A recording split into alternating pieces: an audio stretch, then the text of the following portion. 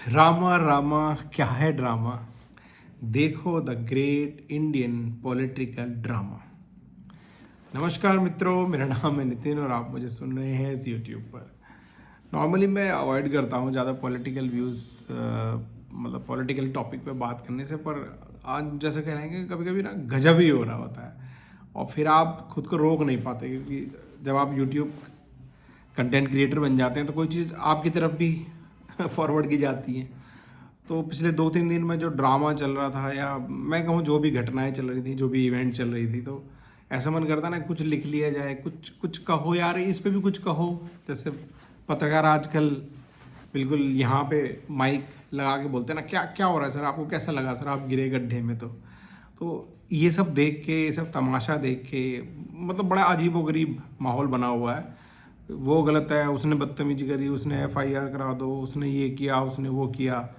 तो 4 पंक्तियां मैं सोचा यार कुछ ना कुछ तो लिखा जाए। एकदम ताज़ी ताज़ी 4 पंक्तियां सुना रहा हूँ ईश्वरिंदर शर्मा जी की तरह बात की कि भाई 4 पंक्ति कोशिश की है, देखिएगा आपको अच्छी लगे।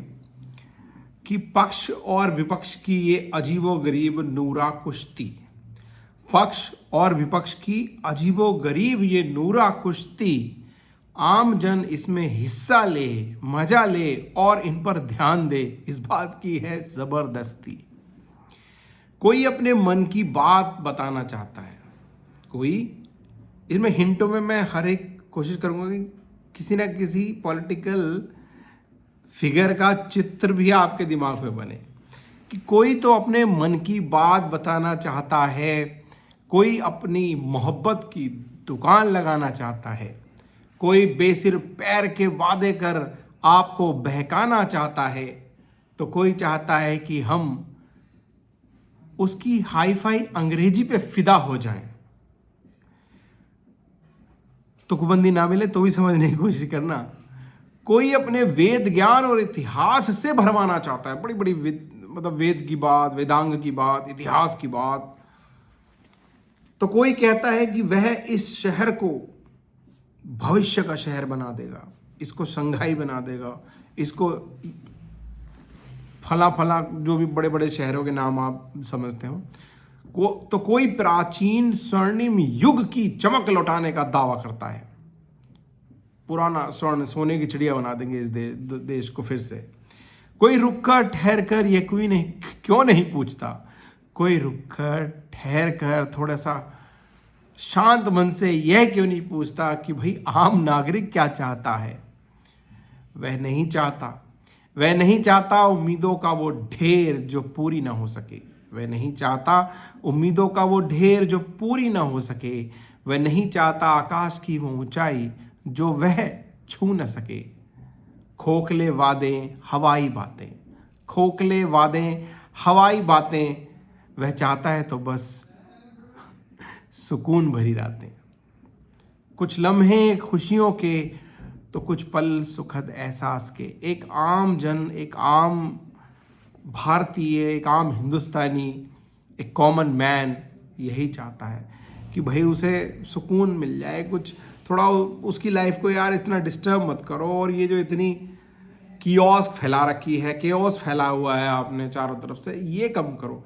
और बड़ी अजीबोगरीब कॉमेडी भी चल रही है, आप देख रहे हो ना, कि जो ये भी गलत, वो भी गलत, तुम भी गलत।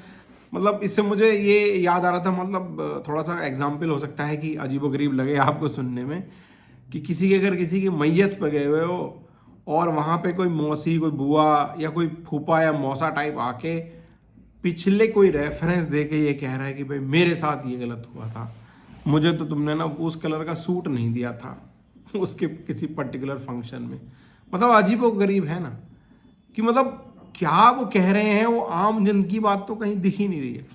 मतलब और इससे ज़्यादा नीचता की या इससे ज़्यादा अजीबोगरीब हास्यास्पद स्थिति क्या होगी कि एक दूसरे के धक्का मुक्की, सिर फुटव्वल, जैसे कहना सिर फुटव्वल, मैन हैंडलिंग तक बात पहुंच गई। मतलब संसद, सांसद, मंदिर, बड़ी बड़ी लोकतंत्र का मंदिर और पवित्र सीढ़ियाँ और न जाने कितनी बड़ी बड़ी बातें कही जाती हैं, जिन चीज़ों के बारे में जैसे कहना शब्द का चयन तो कोई भी कर सकता है बड़ी बड़ी शब्दों का चयन करने से, पर आप देखो कृत्य कैसे किए जा रहे हैं, कर्म कैसे किए जा रहे हैं दोनों पक्षों के द्वारा। बड़ी अजीबोगरीब the great Indian comedy circus बना हुआ है, पॉलिटिकल सर्कस, और आम जनता को जबरदस्ती इस विमर्श में शामिल करने की बात है कि भाई तुम एक साइड आ जाओ, देखो ये सही है या वो गलत है। मतलब जैसे कि ना, कीचड़ में खेलते हुए किसी पर्टिकुलर जानवर को देखने में कैसा लगता है, आम जनता की कुछ स्थिति ऐसी है कि भाई देखो यार, ये जानवर गंदा ज़्यादा लग रहा है या वो जानवर गंदा लग रहा है, इसकी हरकतें ज़्यादा ओछी लग रही हैं या इसकी हरकतें ज़्यादा ओछी लग रही हैं। मतलब बड़ी बड़ी अजीबोगरीब विडंबना है, और इसमें मतलब तर्क वितर्क और बड़ी बड़ी बातें और बड़े बड़े दृष्टिकोण, बड़े बड़े सिद्धांतिक स्टैंड लेने की बात हो रही है। अरे भैया, इस काम के लिए नहीं भेजा गया आपको वहाँ पर संसद में, बल्कि किसी भी काम के लिए, ऐसे किसी भी ऊट पटांग काम के लिए जनता नहीं चुनती। अब समस्या क्या है ना, जनता के पास ही कौन सा चॉइस है, जनता कौन सा मन से आपको चुन रही है।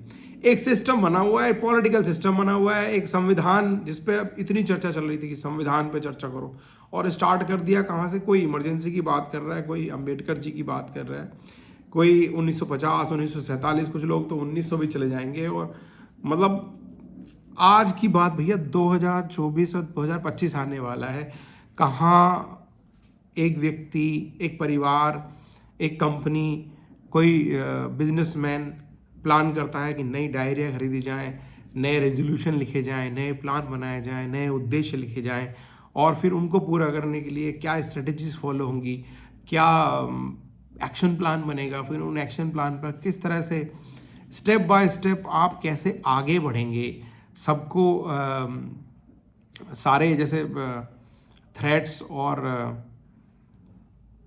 पॉजिटिविटी या रिसोर्सेज को मैनेज करते हुए किस तरह से आप अपने गोल्स को अचीव करते हुए आगे बढ़ेंगे। और यहाँ क्या आपस में सिर फुटअव्वल वाली स्थिति आ रही है, मतलब the lowest level of acts I must say in the great Indian political. उफ, मतलब बात करते करते मुझे ही एहसास हो रहा है कि इनके बारे में क्या बात की जा रही है और क्या हो रहा है, इस विमर्श को कितना लेवल पे नीचे लेके आ गए। अब दोनों पक्ष की हालत ऐसी है, मतलब कहाँ वो उन्होंने ये किया था 50 में, उन्होंने ये किया था जब संविधान बना था, उन्होंने अपनी किताब में ये लिखा, उन्होंने तो ऐसा करने की कोशिश की है, इस पार्टी को खत्म कर दो, ये पार्टी, तुम कौन सा दूध के धुले हो, तुमने ऐसा किया है। मतलब बिल्कुल वही सिस्टम है कि यहाँ कोमा में पड़ी हुई है इकोनॉमी, अर्थव्यवस्था ऑलमोस्ट कोमा में स्थिति है। अगर आप देखेंगे 2017-18 के बाद इतनी अनएम्प्लॉयमेंट और इतनी मतलब अनिश्चितता की हालत है, जो यूथ है उसको नौकरियां नहीं मिल रही, उसके जो बिजनेसमैन हैं, छोटे बिजनेसमैन स्पेशली, बल्कि मैं कहूँगा मीडियम स्तर के जो बिजनेसमैन हैं, उनको भी अपना प्रॉफिट मार्जिन को ले जाने में काफ़ी स्ट्रगल करना पड़ रहा है। मार्केट में अजीबोगरीब उठापटक बनी हुई है, स्टॉक मार्केट की अगर मैं बात कहूँ, और दूसरे जो खुदरा बाज़ार और दूसरे बाज़ार में भी है, उनमें कोई बहुत अच्छी स्थिति नहीं है। अगर आप बड़े पद पे, सरकारी पद पे नहीं बैठे हैं और ठीक ठाक मोटी कमाई बहुत कम मेहनत के आपके घर में नहीं आ रही है, तो उनको अगर छोड़ दिया जाए तो बहुत ही लेस नंबर ऑफ पीपल हो जाएगा परसेंटेज वाइज। तो बाकियों की हालत क्या है ये दिख रहा है, सबको महसूस हो रहा है, समझ आ रहा है, लेकिन सबने वो कबूतर की तरह आंखें बंद करके रखी हुई हैं कि बिल्ली आए खा जाए। तो इसीलिए इधर उधर की बातें हो रही है, छी पटाख डम डम, इधर की बात कर लो, उधर की बात कर लो, मतलब अजीबोगरीब माहौल बना हुआ है। अब जैसे ये दो पक्ष विपक्ष तो आपस में लड़ते ही रहते हैं अजीबोगरीब हाल में। एक को थोड़ी बहुत सफलता क्या मिल गई थी पोजीशन में, उनको लगा कि वो तो भाई जैसे कहते हैं ना कि कभी कभी बेकार बॉलिंग हो रही होती है तो बैट्समैन बड़ा अच्छा रन बना लेता है, लेकिन जब जैसे बाउंसर आने लगी, 2 इलेक्शन ऐसे हारे, अब वो पैनिक मोड में आ गए कि ये क्या हो गया यार, हम तो मोमेंटम में थे, हमारा मोमेंटम कैसे टूट गया। अरे मोमेंटम जनता ने आप पे थोड़ा विश्वास दिखा के आपको ये कहा था कि yes you have the potential, you have the capacity, आपके पास वो क्षमता है, दिख रही है, इसको क्रियान्वयन में लाओ। कोई आज संविधान में उन मुद्दों पे, बल्कि मैं चर्चा की छोड़ो, फील्ड में जाके काम करो ना, कि कितने RTI केसेस कितने पेंडिंग पड़े हुए हैं, कितनी जॉब एम्प्लॉयमेंट, वहाँ वो उन आंकड़ों पे जाके काम करो। आपस में या सर फटव्वल से ले जाके और बड़ी बड़ी बातें बोलने से काम नहीं होगा, किसी को किसी पर्टिकुलर टैक्स को कुछ और विलन का नाम देने से कुछ अचीवमेंट ही होगा। मतलब अजीबोगरीब नैरेटिव बिल्डअप करने की बात है। बहुत सारे लोगों ने से निराश होकर जो जनता ने फिर चुना था एक केजरीवाल को, केजरीवाल ने अपना ही शीश महल बनाने लगे, बोला मैं ये नहीं लूँगा वो नहीं लूँगा, फिर मुझे सब कुछ चाहिए है, मुंह में राम बगल में छुरी वाला काम कर दिया।